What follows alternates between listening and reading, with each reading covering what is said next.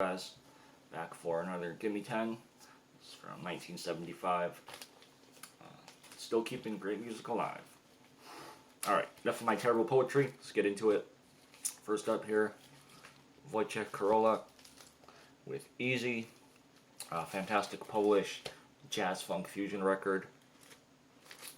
This is on the Muza label, really well-known Polish jazz. Or I don't think it's just jazz, but just a great label from them. So you have Thomas Stanko on here, Tomasz Kolski, Zbigniew Namysłowski, just a bunch of great players. Janusz Muniak is on here, who has a great album in his own right. Czesław Bartowski, so great album. Definitely one of my favorites just of the Polish jazz scene. Definitely probably my favorite of his, along with Moving South, but just Polish jazz scene in general is one of the best, so I definitely recommend checking it out. Like I said, fusion jazz funk stuff. Really great though. Highly recommended. Fred showed a few of these, so I already picked them out a while ago, so I figure whatever, I'll show them as well. Definitely, they're worth showing a couple times. I just picked this up recently. Don Cherry, Brown Rice. Great Don Cherry 70s stuff. What else needs to be said? Promo.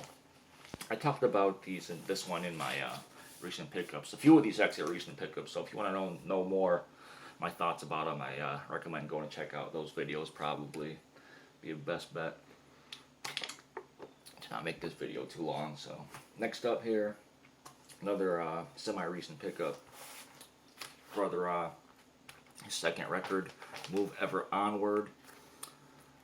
Another nice spiritual jazz joint. This one has him moving more into world music, kind of more African and Asian influenced jazz music. It's great stuff though. Nice spoken word on here, poetry, over some nice deep jazz, spiritual jazz. Yeah, fantastic.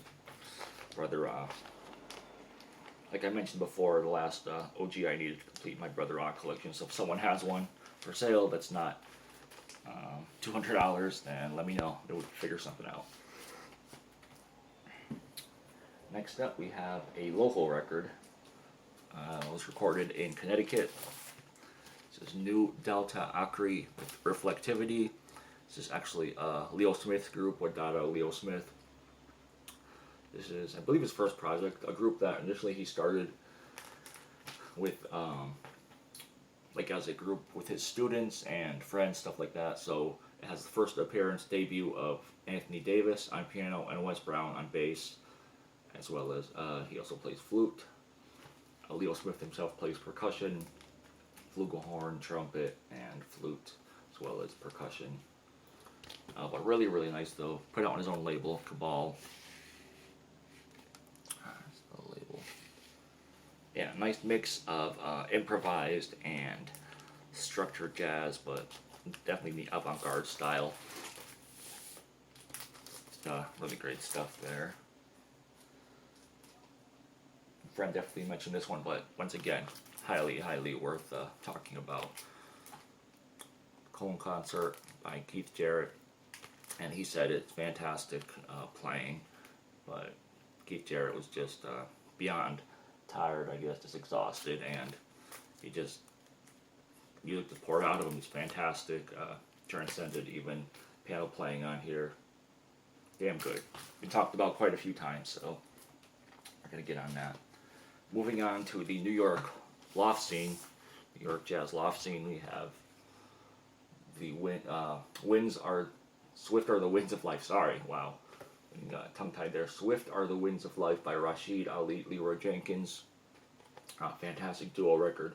Just the two of them. Leroy Jenkins probably does some of his best violin playing on here, in my opinion. And Rashid Ali is always on point. Strumming, no exception on this one. Definitely some of the best playing from both of them, in my opinion, on this record. So, highly recommended. All sorts of different styles of jazz. Here you have nice free jazz, abstract stuff, to more bluesy jazz, to just great stuff all around. So highly recommended. Neither of those guys really did anything that was, off or really bad, I think. So other stuff is worth checking out. Onto a record that I personally think is quite a bit underrated that I love. Champion for a while, but go Alan Brofman, Valley of Search. This is on Indian Navigation from, I'm not sure actually where these Alan Brofman is from originally, but it's fantastic playing. A nice lineup on here too. We have David Lee on drums, Cecil McBee on bass, Ralph Williams on percussion. Alan Brofman himself plays alto, sax, flute, and pipe horn, and Gene Ashton / Cooper Moore, as he was mostly known as, on piano, dulcimer.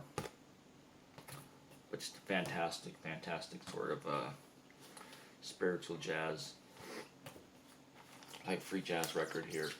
Yeah, spiritual free jazz is what I call it, but really, really great stuff. I said highly bit underrated in my opinion, so definitely recommend that one.